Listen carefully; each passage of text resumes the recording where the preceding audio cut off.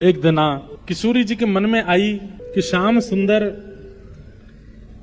के नंद भवन जाऊं, जा करके देखूं कि वहां कैसी लीला करें, यशोदा मैया से मिलके आऊं एक बार। किशोरी जी के मन में आई अपने आप। ठाकुर जी ने पता तो बता ही रखे, ठाकुर जी तो 2-3 बार आ चुके हैं बरसाने। आज पहली बार किशोरी जी नंद भवन जा रहे हैं। ये बड़े बन ठन के आते हैं हमसे मिलने निकुंज में। आज ने घर ही जाके देखे इनकी कितनी पूंछ है घर में। नंद भवन पहुंच गई अकेली और मन में विचार कर रही है कैसे बुलाऊं कन्हैया को। सबसे पूछो भैया नंद भवन कहाँ है? बोली ये सामने वाला ही नंद भवन है। हम छोड़े वरना मैं चली जाऊंगी। छोटी सी किशोरी जी पहुंच गई।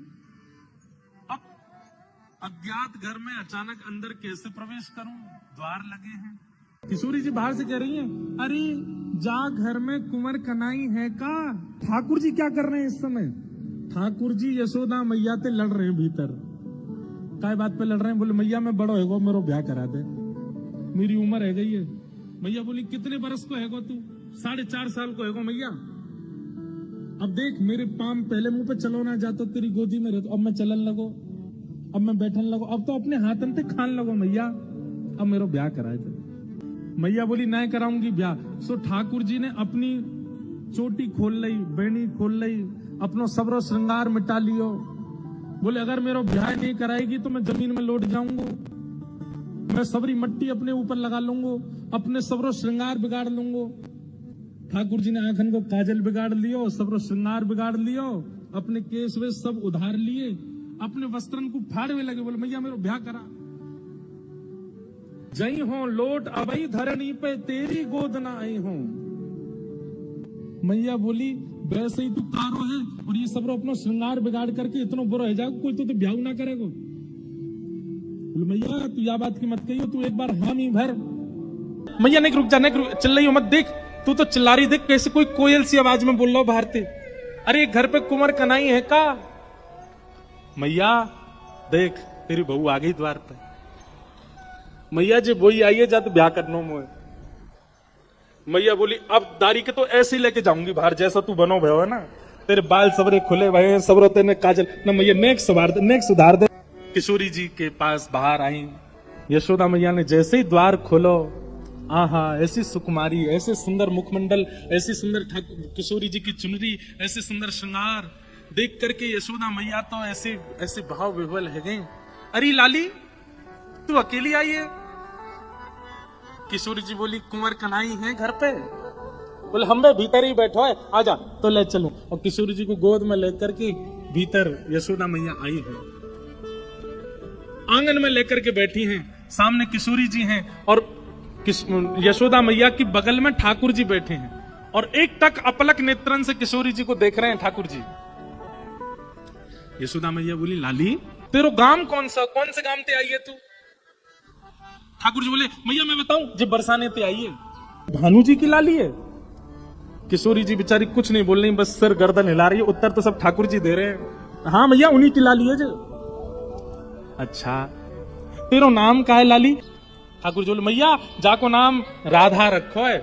मैया बोली तो पूछ रही हूं मैं, तू काय को बता रहा बात पूछ रही हूँ, बाय बोलन दे। मैया कल मैं जमुना जी में गयो खेलवे के काज। बोले अच्छा फिर माँ का भयो? बोले महाते मैया मैं नंद भवन को रास्ता भूल गयो, वो अपने घर को ही रास्ता मालूम नहीं पड़ो। और मैं तो मैया एक वृक्ष के नीचे बैठ के रोन लगो, एक वृक्ष के नीचे बैठ के जैसे रोन लगो, इतनी में ही जी लाली आ गई मेरे पास और मुझे आके बोली तुम काय को रो रहे हो? तो मैंने कही मैं अपना घर भूल गया हूं, मेरो घर काकू है।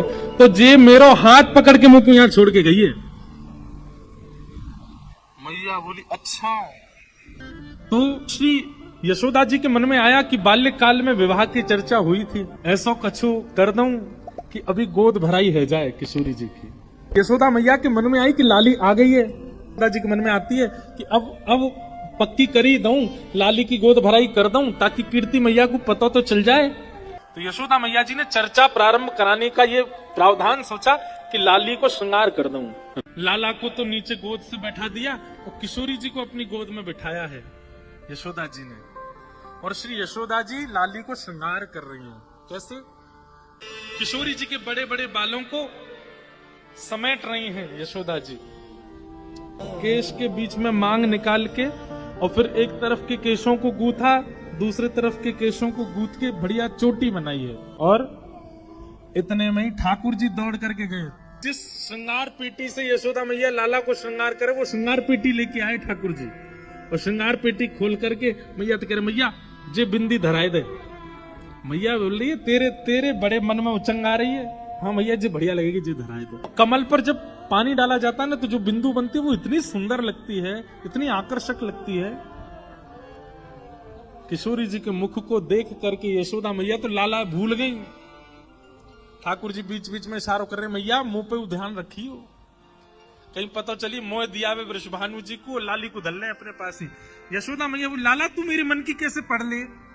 यशोदा मैया ने मुख पहुंच करके बढ़िया सुंदर तैयार किया। सी लाली है, साड़ी तो पहन नहीं सकती, तो बीच से साड़ी फाड़ के उसकी फरिया बनाई है। फरिया मतलब घेरदार, छोटी छोटी लालियां पहन के घूमती है ना, ऐसी घेर, चारों तरफ घेर हो। और फिर किशोरी जी के सुंदर मुखमंडल पर बिंदी लगा करके, पत्रावली का सुंदर श्रृंगार करके ठाकुर जी एक एक बिंदी पे ध्यान दे रहे। मैया नेक दूर कर, या को ज्यादा पास है रही है, नेक इतकू कर, नेक उतकू कर दे, हाँ अब नेक ऐसे घुमा दे, यहाँ बीच में एक कछु मोर जैसा बनाए दे। मैया कह रही है शांत बैठ जा। अब वहाँ कीर्ति जी पूरे बरसाने में खोज रही, खूब सारी सामग्री दे करके, लाल चुनरी उड़ा करके, सब कछु दे के गोद भर दे।